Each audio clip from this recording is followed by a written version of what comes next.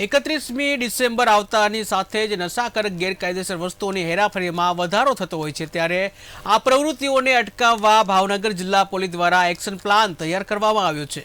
શહેરમાં વિવિધ વિસ્તારોમાં સઘન પેટ્રોલિંગ અને વાહન ચેકિંગ હાથ ધરાયું હતું, જે કામગીરી દરમિયાન ભાવનગર ડોક્ટર એસપી હર્ષદ પટેલ તેમજ સિટી ડીવાયએસપી આર સિંગલ ખાસ ઉપસ્થિત રહ્યા હતા અને ગઢેચી વડલાનથી શહેર તરફ પ્રવેશતા વાહનોનું ચેકિંગ હાથ ધરવામાં આવ્યું હતું। પોલીસ તંત્ર દ્વારા કોઈપણ પ્રકારની ગેરકાયદેસર પ્રવૃત્તિઓ અટકાવવા તેમજ નશાકારક વસ્તુઓની હેરાફેરી રોકવા આગામી તારીખ 31મી ડિસેમ્બર સુધી નિયમિતપણે રાત્રિના સઘન પેટ્રોલિંગ અને વાહન ચેકિંગ હાથ ધરવામાં આવશે।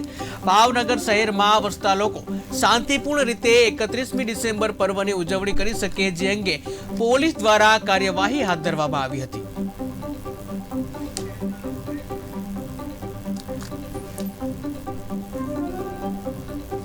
આગામી 31 ડિસેમ્બર આવનારી છે, એ અનુસંધાને ઘણીવાર પ્રતિબંધિત નશાકારક પીણા અને પ્રતિબંધિત વસ્તુઓ શહેરમાં ઘુસાડવાનો પ્રયત્ન કરવામાં આવતો હોય છે।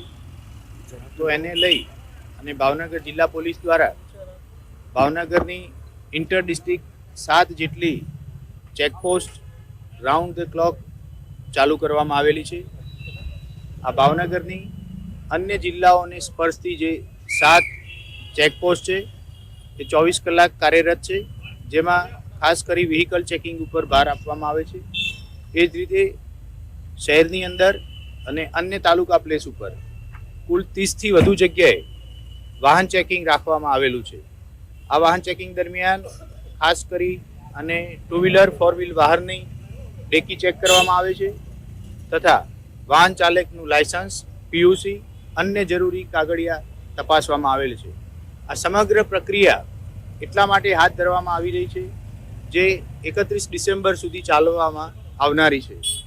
શહેર અને ભાવનગર જિલ્લામાં કોઈ પણ પ્રતિબંધિત વસ્તુ ઘૂસે નહીં અને સમાજ તથા દેશ વિરોધી કોઈ પણ કાર્ય થઈ ન શકે એ બાબતે આગોતરું આયોજન કરી અને આ ભાવનગર જિલ્લા પોલીસ દ્વારા વાહન ચેકિંગનું આયોજન હાથ ધરવામાં આવેલું છે।